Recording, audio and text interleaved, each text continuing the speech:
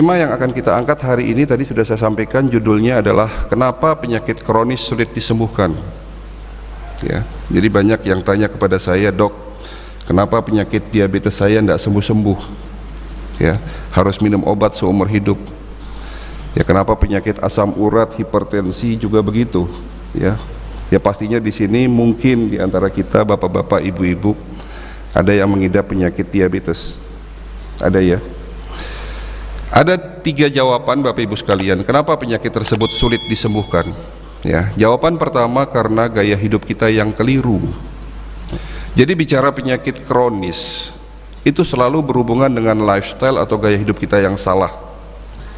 Ya, sesungguhnya kita sebagai muslim sudah dicontohkan oleh Nabi kita Muhammad SAW adalah termasuk manusia, salah satu manusia yang paling sehat di muka bumi. Bukan begitu Pak Ustadz? Ya.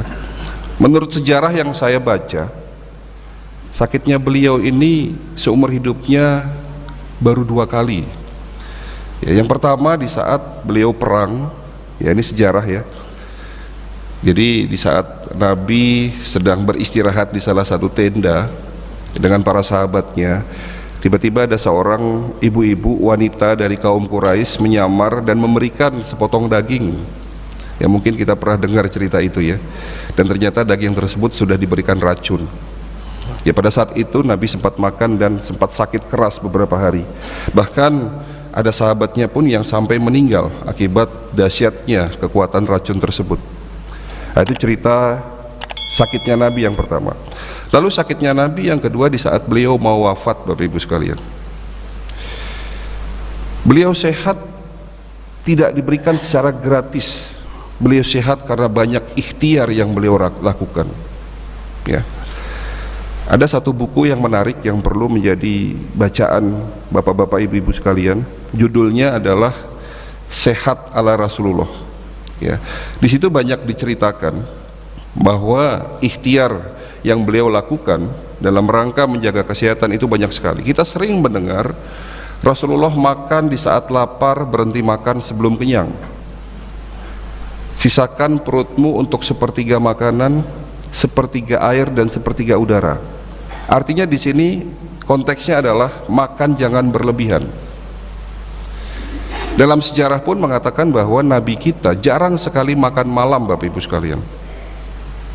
Ya, dan ternyata hasil riset dalam ilmu kesehatan pun membenarkan apa yang dikerjakan oleh Nabi, di mana seseorang yang punya kebiasaan makan kurang dari 4 jam sebelum tidur malam akan terjadi gangguan metabolisme tubuh, meningkatnya racun di dalam sistem pencernaan dan sistem peredaran darah itu akan meningkat 4 kali lipat.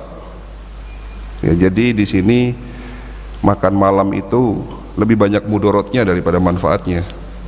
Ya, Bapak Ibu sekalian, Indonesia termasuk penderita prostat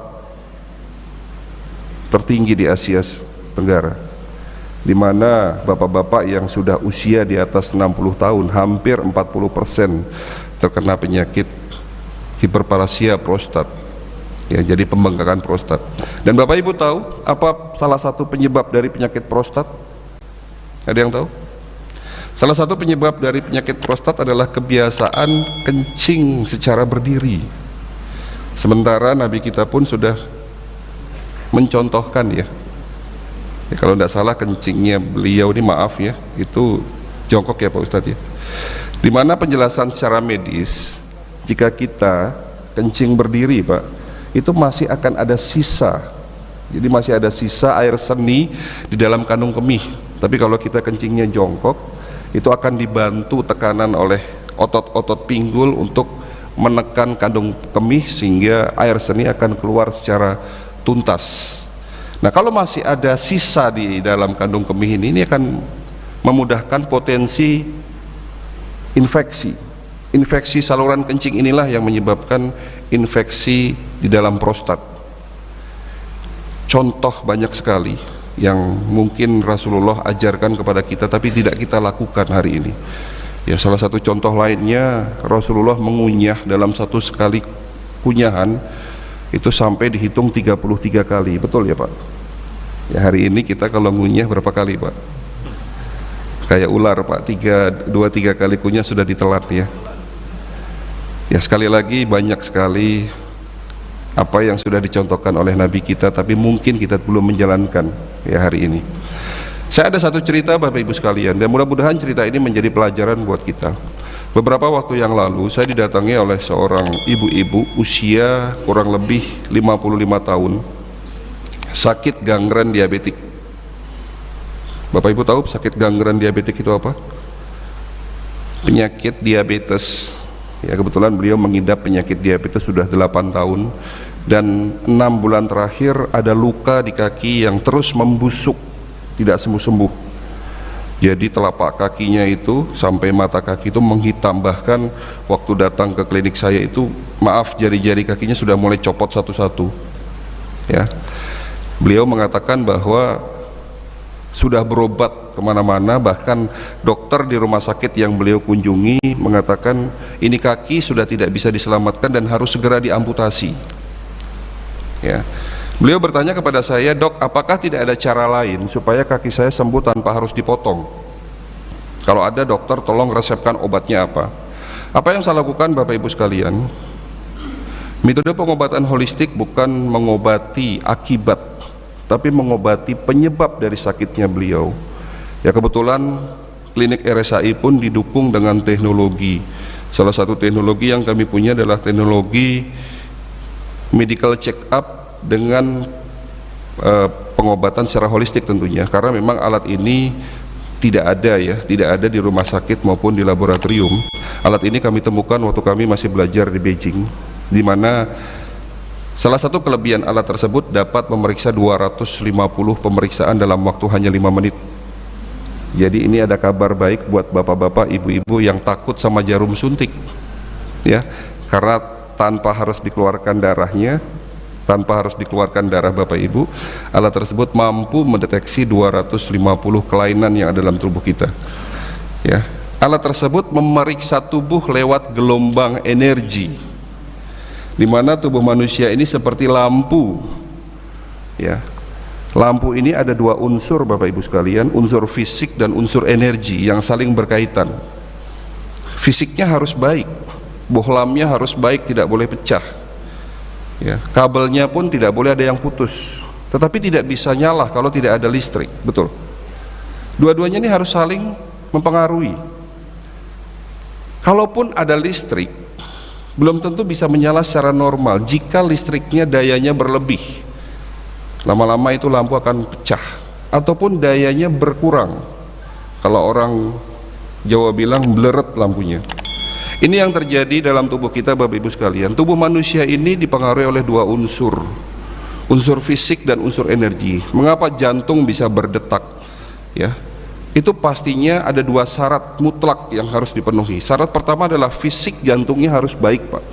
Jadi mulai dari ototnya, katupnya, pembuluh darah koronernya itu harus baik, tetapi belum tentu bisa berdetak secara normal jika kelistrikan yang masuk dalam jantung tersebut itu pun bermasalah. Nah, kembali lagi ke cerita alat tadi, alat tersebut bukan mendeteksi organ lewat fisik, tapi mendeteksi kelainan tubuh kita lewat energi ya.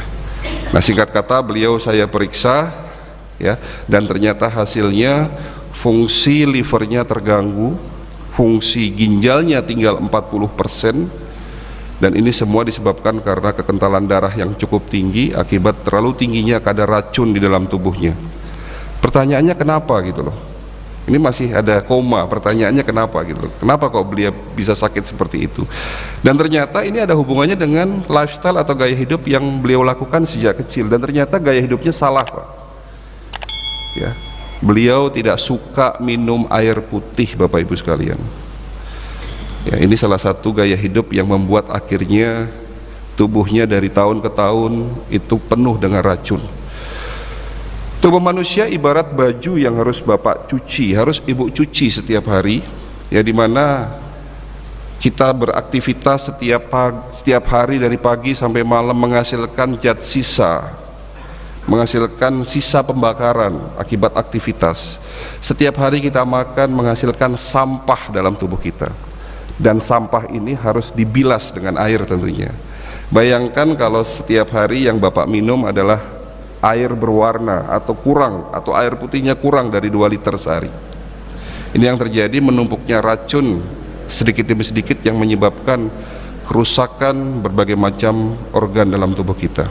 Jadi pesan yang ingin saya sampaikan di sini adalah, jika kita sakit Bapak Ibu sekalian, jangan buru-buru minum obat.